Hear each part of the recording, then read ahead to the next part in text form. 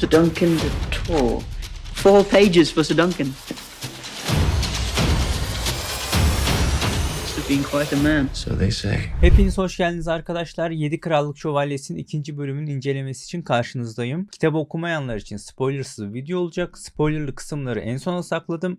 Oraya gelmeden önce uyarım yapacağım zaten. Genel olarak güzel bir bölümdü. Sürenin kısa olmasına çok tepki var görüyorum. Fakat bu benim hoşuma gidiyor, sürenin kısa olması. Sadece konu kişi olarak beni tek rahatsız eden bir sahne oldu bölümde. Ona da videonun ilerleyen kısımlarında değineceğim zaten. Bu arada dizinin her bölümünü bu tarz böyle bir saçmalıkla açacağız sanırım. Yani tamam, dizide günlük olayları sıradan olaylara yer ayırmaları gerekiyor. Boşluk var, o tarz bir dizi ama bu kadar da değil. İyice abarttılar. Neyse, hiç olmamış gibi devam edelim biz. Dizinin başında Dunk Sir Arlan'ı anlatıyor ama bunu o kendi o çocuksu saf bakış açısıyla yapıyor. Yani onun davranışlarını kendi filtresinden geçirerek görüyor ve anlatımlarına, görme şekillerine baktığımızda Dunk'ın aslında ne kadar böyle kafası az basan biri olduğunu fark edebiliyoruz biz. Egg'in onu biraz daha böyle parmağında oynatma sebebi de bu. Çünkü Egg çok uyanık bir velet. Filtresi de hiç yok, yani ne düşünüyorsa makine gibi direkt söylüyor. Onun en sevdiğim özelliklerinden biri bu olabilir zaten. Egg hakkında uzun uzun konuşacağız zaten gelecek bölüm incelemelerinde, onu oraya saklıyorum. Egg Dunk'la geçirdiği her andan keyif alıyor ve onun yanından hiç ayrılmak istemiyor. Hatta Dunk bu reddedilince üst üste sana kötü hissettirecekse dön diyor ama Egg bunu kabul etmiyor. Daha sonrasında Targaryenler turnuvanın o yapıldığı bölgeye giriş yapınca herkesin dikkati bir anda oraya kayıyor. Herkes toplanıyor falan böyle. Ama Egg bu sefer böyle tam tersi bir tepki veriyor. Biraz da heyecanlanıp hatta panikleyip kampa dönmek istiyor. Burayı daha fazla eşelemeyeceğim. O yüzden hani bu konuda yorumu size bırakıyorum. Dunk'ın salaklıkları, Egg'in bunu fark etmesi, tamamlamaya çalışması, ikisi arasındaki o ilişkinin hani böyle dizinin en iyi kısımlarından kesinlikle. Bu aralarındaki ilişki dizinin en güzel kısımlarından birisi. Tenzil sahneleri, halat çekme muhabbetleri falan oldukça keyifli sahnelerdi. Dunk geçen bölüm Egg ile olan konuşması sırasında isim konusunda kafasında bir tereddüt yaşamış, ne diyeceğini bilemeyip en sonunda biraz böyle kekeledikten sonra Dunk'ın da Toll demeye karar vermişti. Dunk Freybot'unda büyümüş ve daha sonrasında çocukken, daha çok küçükken Sir Arlan onu yaver olarak kendisine yanına almış. Yani Dunk ailesine nereden geldiğine ya da kendisine neden Dunk denildiğine dair hiçbir şey bilmiyor. Egg'in sorusu onda bu çağrışımı yapıyor. Dunk'ın ismi böyle Dunk'a daha saygın geldiği için bir anda onu söylemeye karar veriyor Egg'in sorusu üzerine. Hatta tercih ediyor diyebiliriz burada. Aslında bunu biraz daha net bir şekilde söylemek gerekirse Dunk burada kendine bir kimlik inşa etmeye başlıyor. Yani karakter gelişiminin adımlarını adım adım takip ediyoruz biz. Dunk'ın kafasındaki diğer bir çakra ise bu bölümde Sir Donald ile olan konuşması sırasında oluyor. Onun da soylu bir doğum olmadan, yani herhangi bir böyle soylu bir aileye mensup olmadan kral muhafızı olduğunu fark edince yine kafasında bir kıvılcım çakıyor ve ona da bir yol açmış oluyor aslında Sir Donald. Dunk şövalyeliğini kanıtlamak için sırayla herkesi dolanıyor. Dondarrion'ları denemişti ama sonuç alamamıştı. Florentlere gidiyor. Florentler House of Dragon'da Alicent üzerinden biliyoruz biz bunları. Anne tarafının daha sonrasında Florent olduğu açıklanmıştı bize. Aynı zamanda Game of Thrones'tan da oldukça aşinayız. Stannis'in eşi Lady Sely's de bir Florent'ti aslında. Sam'in annesi de bir Florent'ti hatta. Neyse, çok dağıtmayalım konuyu. Dunk Florentlerden de sonuç alamıyor. Highford'lardan da sonuç alamıyor.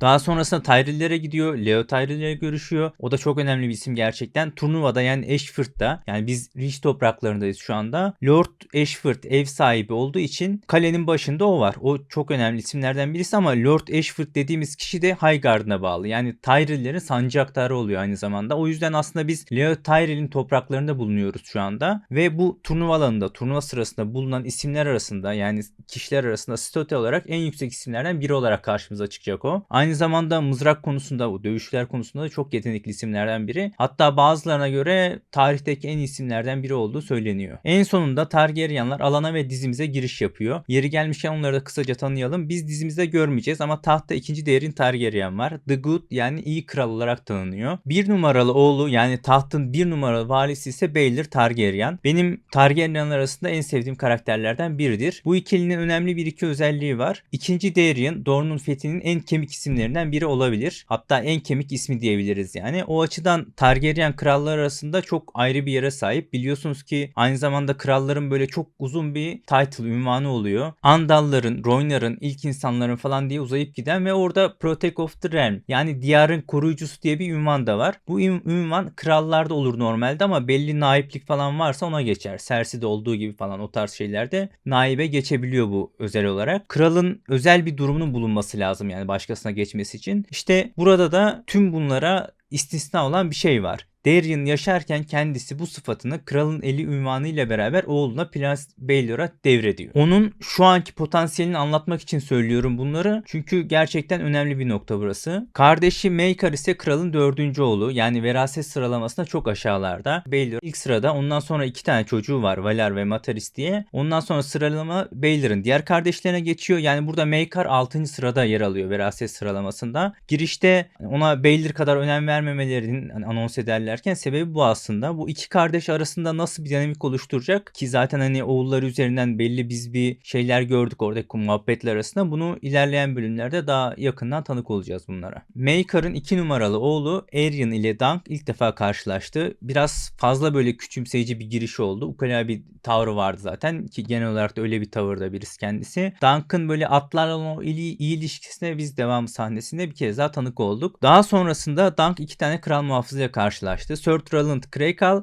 ve Sir Donald ile karşılaştı. Yani tanıştılar. Sir Donald için Dustin Cael'li muhabbeti döndü orada ama Darklyn demediler. Yani o bir Lord soyundan gelmediğini anlıyoruz biz buradan. Onun Lord soyundan gelmediğini anlıyoruz. Zaten devamındaki o birbirleri hakkındaki olan sözlerden ve ileriki sahnelerden de biz anlıyoruz ki o soyluluk muhabbetleri üzerinden ve Dunk'ı daha iyi anlaması sebebiyle hani buraya bağlamışlar yani. Prenslerin 2 oğlunda aynı zamanda biz kayıp olduğunu öğrendik. Bu kaybolanlardan bir tanesi Daeron. Yani o da Maekar'ın en büyük oğlu oluyor. Diğeri ise Aegon'muş. O da en küçük oğlu. Yani 4. oğlu oluyor. Aerion'u zaten biz görmüştük. Kalan diğer oğlu ise Aemon. Yani Game of Thrones'tan tanıdığımız Üstad Aemon.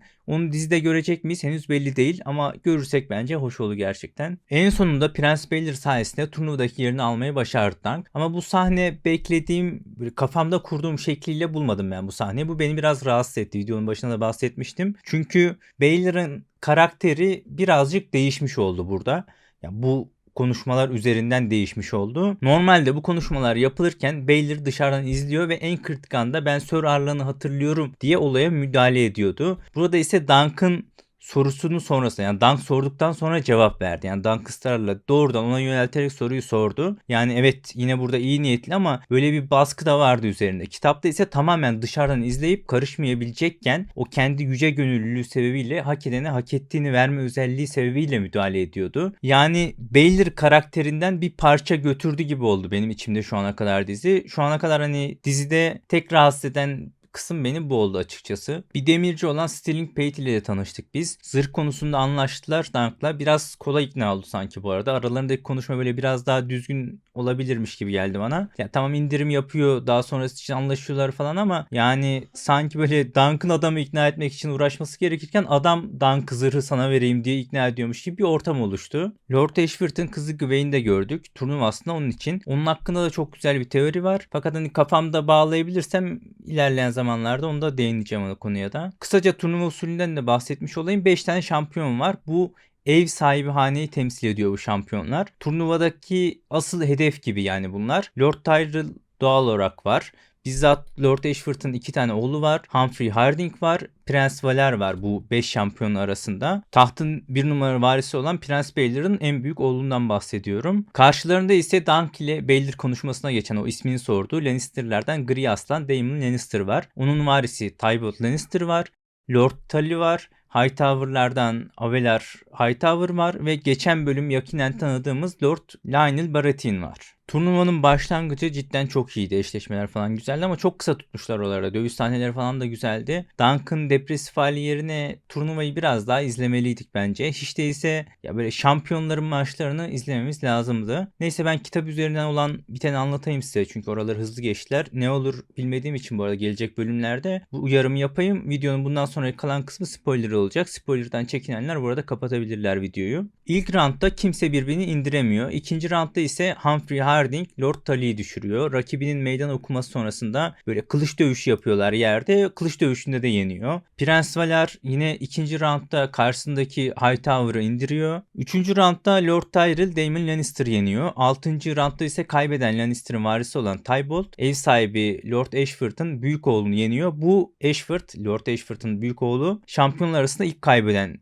şampiyon oluyor. Yani ünvanı da kaybediyor burada. Son eşleşme ise en çetin ve en uzun olanı. 10. roundda Lionel Baratheon ve Lord Ashford'un küçük oğlu ikisi birden aynı anda kılıç düşüyorlar ve kılıç dövüşüne başlıyorlar. Ve ardından Lionel Baratheon kazanıyor. Yani bir diğer şampiyon da kaybetmiş oluyor burada. Şöyle notlarımda tekrardan kontrol ediyorum. Bir tane daha söylemek istediğim bir detay var. Egg'in gösteride en çok ilgisini çeken kısım ateş oldu. Yani hemen gitti zaten böyle meraklı sordu. Hani bunu nasıl yaptınız falan diye. Bu tarz küçük detaylar dizi için çok önemli. Çünkü bu tarz şeylerle hani nasıl ilgili olduğu ve sonunun ne sebebe geldiğini biliyoruz biz zaten Egg'in. Dolayısıyla çocukluğundan itibaren onu bu şekilde tanımak bence çok önemli. Ya hatta bana kalırsa dizinin kalitesini belirleyecek şey de bu olacak. Yani bizi lore'a ne kadar yakınlaştırıp yakınlaştıramayacağına göre belirli olacak bence. En belirleyici faktör bu olacak. O yüzden bu tarz detaylar çok önemli. Benden bugünlük de bu kadardı arkadaşlar. Bir diğer videoda görüşmek üzere. Sağlıcakla kalın.